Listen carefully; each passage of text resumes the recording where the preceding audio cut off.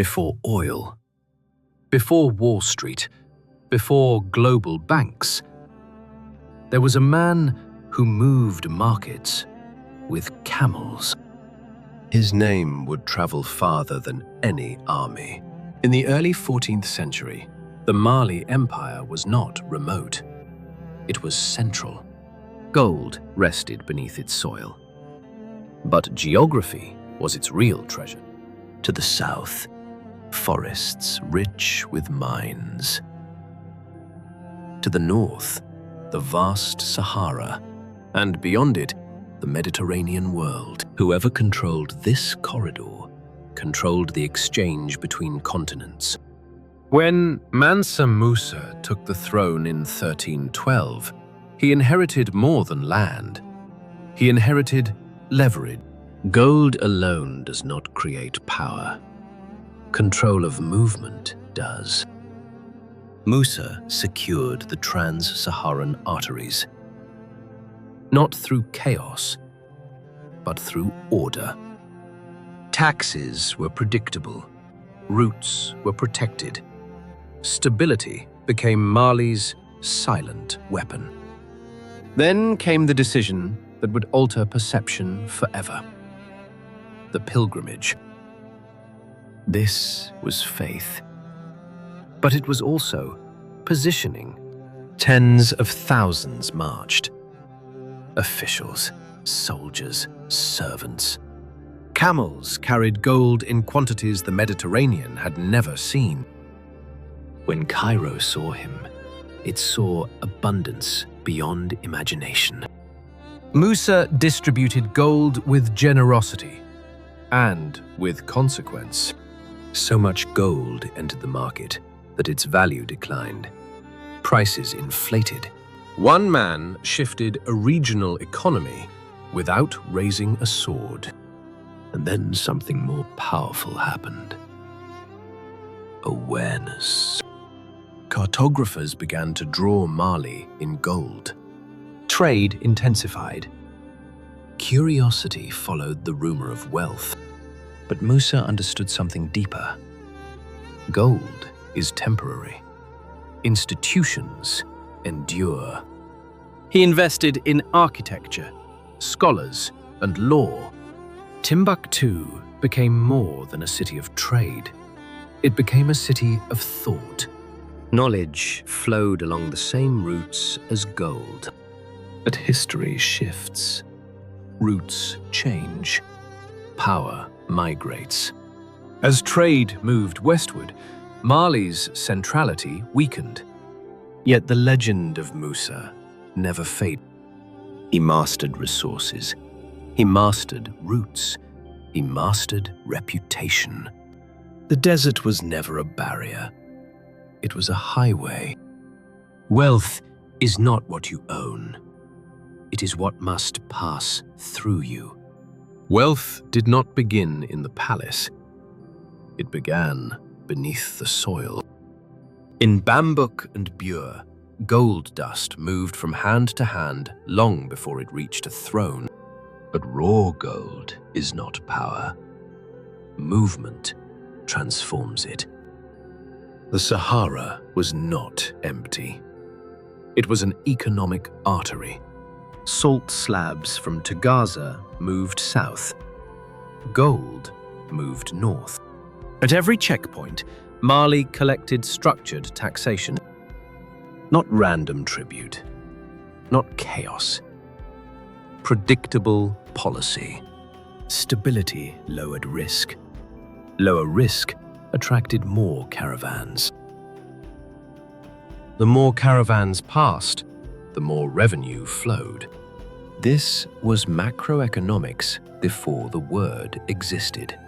Now shift closer.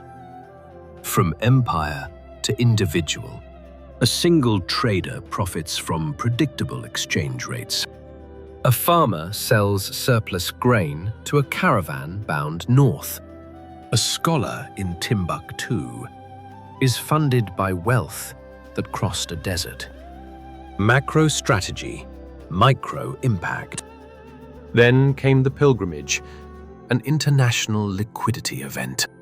Gold entered Cairo's markets in unprecedented volume.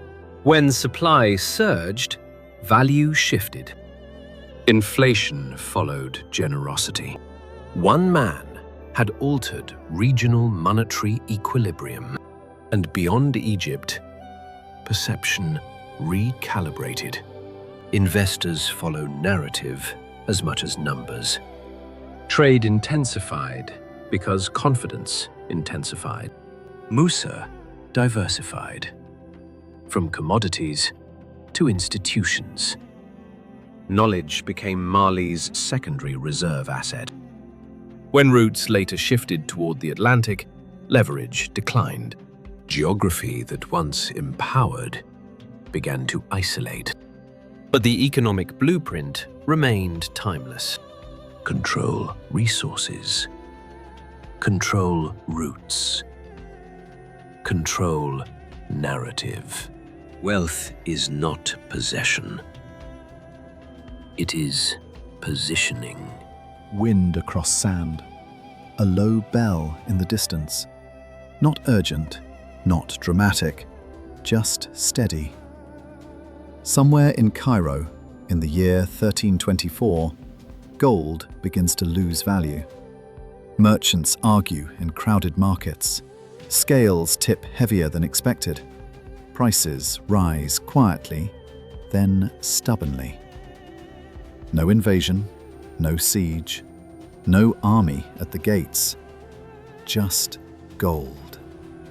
And behind it, a ruler from West Africa.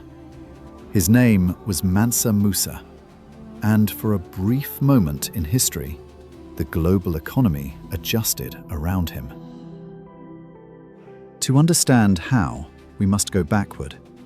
Long before Cairo felt the shock, before European maps painted Africa in gold, there was land. The Mali Empire stretched across the Niger River basin, anchored by fertile floodplains and connected by invisible corridors of trade. This was not an isolated kingdom, it was a system. Its foundations were laid generations earlier by Sundiata Keita, who unified territories and established political order, law, governance, structure. By the early 1300s, Mali was positioned between two worlds.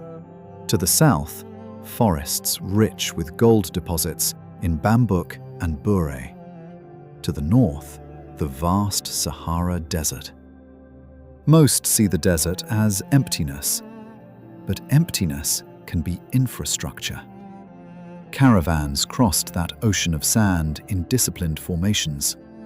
Thousands of camels, guides who navigated by stars, traders who calculated risk like modern financiers. Salt moved south from the mines of Tagaza. Gold dust moved north. Books, textiles, and horses moved in both directions. At each checkpoint, Mali taxed the flow. Not randomly, not violently, predictably. And predictability is a currency more powerful than gold. When Musa ascended the throne in 1312, he inherited leverage. He understood something that echoes into the present. Gold in the ground is potential. Gold in motion is power. So he secured the arteries. Trade routes were protected, banditry suppressed, provincial governors monitored, merchants trusted the corridor. Gold becomes tax, tax becomes treasury, treasury becomes architecture, architecture becomes legitimacy. This was not accidental wealth, it was organized flow. But wealth alone does not create global presence. Presence requires narrative. In 1324, Musa announced his pilgrimage to Mecca. On the surface, it was devotion, and it was. But it was also a signal. He did not travel modestly. He traveled visibly. Thousands accompanied him.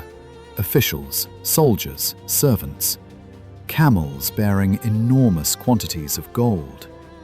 The caravan stretched across the Sahara like a moving horizon.